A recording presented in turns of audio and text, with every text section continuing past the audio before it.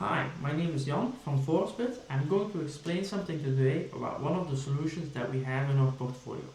Forcebit makes wireless sensor solutions to measure load and vibration on rotating and linear drives. The sensor that we have today here is our wireless accelerometer.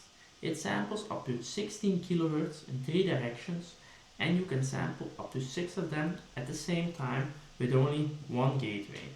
How does that work? We set up a radio frequency transmission between the gateway and the sensors.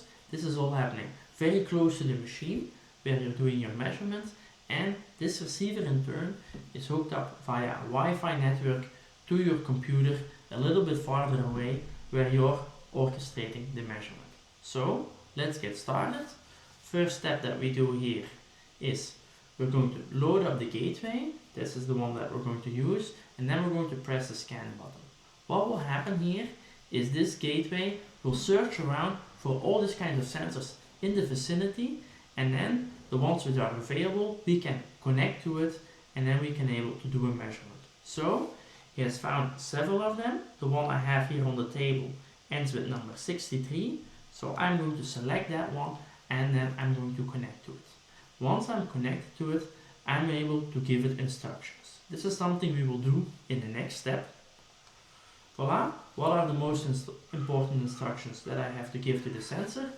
I have to set the sampling rate. That can be anywhere between 25 Hz and 16 kHz. I'm going to leave it at 2 kHz for now. I'm going to sample in all 3 directions. The range I can set anywhere between 2G and 16G. I'm going to go for 16G. And the last button is the one of the signal strength. This is the one I hardly ever touch, but when the sensor and the receiver are very far away from each other, or there is a lot of metal in between, then it helps to put this from medium to high, and you're sacrificing a little bit on battery autonomy.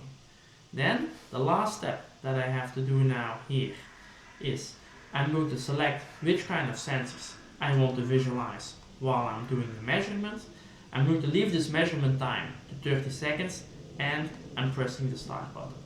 And then you directly see that I'm streaming the data here live, so I get a good feel of how my system is behaving.